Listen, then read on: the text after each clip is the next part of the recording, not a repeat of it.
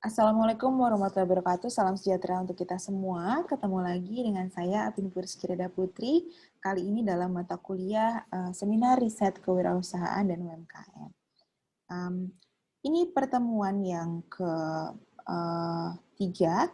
Nah, kita akan membahas lebih banyak lagi mengenai apa itu riset yang kaitannya dengan kewirausahaan dan UMKM, khususnya bagaimana kita membuat riset yang berkaitan dengan kewirausahaan dan UMKM. Kalau yang sebelumnya, kita sudah ada sesi perkenalan, kemudian kita ada membahas mengenai inovasi kewirausahaan dan UMKM di Lampung, kemudian setelah itu kita membahas mengenai bagaimana observasi UMKM, dan kali ini, maaf, berarti ini pertemuan keempat ya, kali ini kita akan membahas lebih dalam mengenai mengaitkan antara hasil permasalahan yang didapatkan dalam observasi UMKM dengan teori yang ada. Jadi, kalau dalam penelitian itu kita masuk ke bab 2-nya, ya. Langsung saja masuk kepada materinya.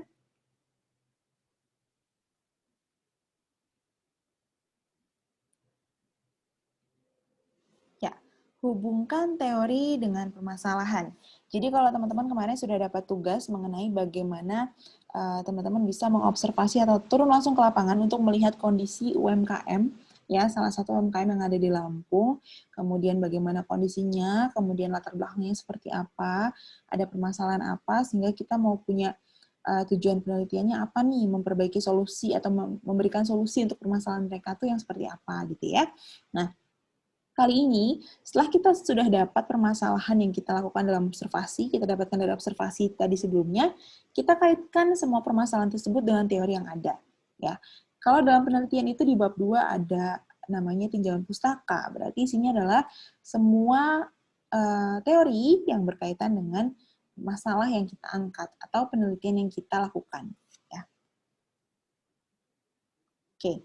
Nah, jadi seperti yang tadi sudah disampaikan di bab 1 atau di observasi UMKM di bab sebelumnya, di pertemuan sebelumnya, kita sudah bahas mengenai hasil permasalahan yang ditemukan dalam UMKM yang diobservasi. Ya, permasalahan tersebut kita kaitkan dengan teori yang ada hubungannya. Misalnya, oh ternyata permasalahannya adalah di marketingnya. Ya, berarti kita mencari teori yang kaitannya dengan marketing. Atau permasalahannya adalah di sumber daya manusianya. Berarti kita kaitkan dengan teori-teori yang kaitannya dengan sumber daya manusianya. Apakah motivasi kerjanya, gitu misalnya. Ataukah di marketing, apakah digitalisasi marketingnya, dan lain sebagainya. Jadi, kita cari semua teori yang berkaitan dengan permasalahan tersebut. Ya, persyaratannya adalah teori ini harus maksimal 10 tahun terakhir. Kalau memang dia merupakan grand teori dan sudah lama sekali teori ini, dan didapatkannya biasanya dari buku ya, dari tahun 90-an misalnya, coba kita cari artikel jurnal ya. Di online banyak sekali artikel jurnal terbaru yang mengangkat atau membahas tentang teori yang memang sudah lama tadi, tapi kita cari versi artikel jurnal yang terbarunya. Jadi kita tetap bisa mengambil 10 tahun terakhirnya. Kemudian kita hubungkan antara permasalahan yang ada dengan teori. Jadi misalnya, oh masalahnya adalah motivasi pegawai yang kurang sehingga kinerjanya kurang baik, sebuah perusahaan itu kinerjanya kurang baik, UMKM itu kinerjanya kurang baik, penjualannya rendah misalnya seperti itu. Nah, kemudian kita kaitkan dengan teori yang berkaitan dengan motivasi pegawai gitu ya. Menurut siapa tahun berapa bahwa motivasi adalah seperti apa. Kemudian kaitannya ketika motivasi pegawainya rendah, maka menurut si teori itu berkaitan dengan apa aja gitu, atau kriteria apa saja yang bisa mempengaruhi motivasi kerja dari seorang pegawai, misalnya dari reward and punishment-nya atau lain sebagainya ya. Nah, kemudian kita kaitkanlah intinya antara teori yang ada dengan permasalahan yang kita angkat. Tuh. Ya, ini teori yang digunakan biasanya kita ambil dari grand teori atau buku, atau kita bisa cari dalam artikel jurnal. Bisa dicari di Google Scholar, teman-teman. Atau di internet banyak sekali jurnal, tapi kita nggak boleh ngambil dari blog ya. Jangan ngambil dari blog atau dari online situs online biasa. Tapi kita ambil dari artikel jurnal. Ya, cari aja jurnal-jurnal yang berkaitan dengan masalah tersebut. Atau biar gampang, teman-teman bisa cari di Google, judulnya atau temanya apa, misalnya tadi motivasi kerja, terus .pdf gitu, atau teori motivasi kerja, searchingnya seperti itu. Ya, nanti akan dapat semua teori yang berkaitan dan kita cari yang terbaru 10 tahun terakhir ya. Ini ada beberapa sumber-sumber referensi yang bisa teman-teman searching untuk bisa dapat teori-teorinya. Silahkan aja bisa dicek satu persatu dari semua link ini. Ya.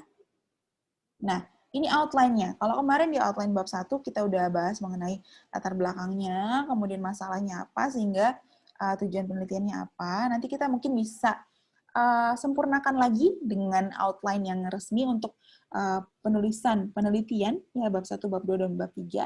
Nah, di outline bab 2 ini isinya adalah teori-teori yang berkaitan dengan variabel dalam permasalahan dan tujuan penelitian. Jadi misalnya, kalau judulnya kita mau bahas mengenai motivasi kerja, atau itu kan suatu variabel ya, mungkin ada variabel lainnya, kita bisa masukkan semua teori yang berkaitan dengan variabel itu. Atau kita mau bahas mengenai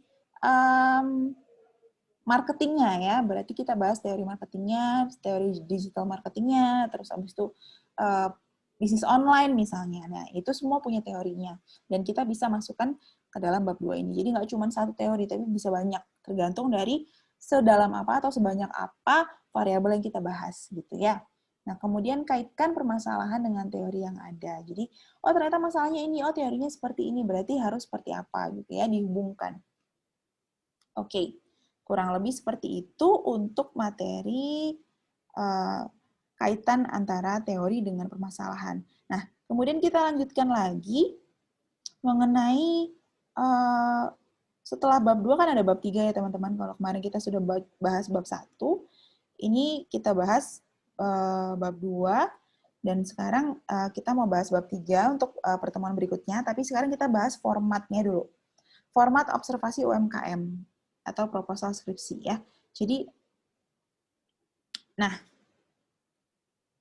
ini. Jadi sebenarnya sebelum UTS ini kita akan buat proposal skripsi atau proposal penelitian yang isinya adalah pendahuluan kajian pustaka, metode penelitian, dan referensi. Ya. Nah, kemarin kita sudah bahas bab satunya, walaupun belum dengan format yang benar. Nah, kali ini kita bahas formatnya seperti apa. Terus tadi sebelumnya saya sudah jelaskan apa yang ada di bab 2 atau kajian pustaka, dan kita akan lebih detailkan lagi di format ini. Kemudian minggu depan atau pertemuan berikutnya atau video berikutnya kita akan bahas mengenai beberapa contoh metode penelitian yang disarankan. Ya. Nah, jadi di bab 1 pendahuluan, kalau kemarin kita baru ada 3 outline-nya. Ada profil perusahaan ya, latar belakang permasalahan, kemudian tujuan penelitian, tapi sebenarnya 3 hal tersebut adalah intinya. Tapi kalau kita boleh, kita sesuaikan dengan format penulisan yang benar, ini formatnya. Jadi ada latar belakangnya, kita bisa masukin tentang profil perusahaan di sini, kita jelaskan. Tidak perlu detail banget, tapi lumayan cukup bisa mewakili gitu. Ya, kemudian ada rumusan masalahnya, ada tujuan penelitiannya, ada manfaat penelitiannya, ada sistematika penulisannya. Itu bab 1. Kemudian di bab 2, seperti yang tadi sudah dijelaskan, ada kajian pustaka, teori yang digunakan dan hubungan permasalahan dengan teori yang ada. Ya. Kemudian di bab 3-nya atau metode penelitian yang akan dibahas di video selanjutnya, itu ada outline-nya, ada lokasi penelitian, populasi penelitian, jenis penelitian dan sumber data, metode pengumpulan data, metode analisis data, dan lain sebagainya. Gitu. Oke. Nah, referensi yang terakhir, referensi atau daftar pustaka adalah acuan penelitian. Jadi semua kajian pustaka yang teman-teman ambil dan juga kajian teori mengenai metode penelitian yang kalian tulis di bab 3-nya itu semua dimasukkan ke daftar pustaka atau referensi. Ya, jangan sampai tidak ada yang tidak dimasukkan gitu. Jadi kenapa begitu? Karena kalau misalnya ada diisi tapi tidak ada di daftar pustaka atau sebaliknya, maka ini akan menjadi bumerang untuk kita. Jadi kita dianggap sebagai plagiat, gitu. Jangan sampai seperti itu. Oke, thank you. Kurang lebih outline-nya seperti itu untuk format observasi, penelitian observasi UMKM, ya, kewirausahaan dan UMKM. Nanti bisa disesuaikan lagi, teman-teman. Ini akan menjadi nilai UTS kalian. Tapi untuk sekarang ini, tugasnya kita masih menghubungkan antara permasalahan yang ada atau variabel dari tujuan penelitian dengan teori, ya, teori yang berhubungan gitu ya. Jadi istilahnya kita kerjakan bab 2-nya atau tinjauan pustakanya, gitu ya. Demikian dari saya. Mohon maaf kalau ada salah-salah kata, silahkan absen, kemudian silahkan dicek di UBL Apps untuk tugasnya. Saya akhiri. Mohon maaf kalau ada salah-salah kata. Wabillahi taufiq wal hidayah. Wassalamualaikum warahmatullahi wabarakatuh.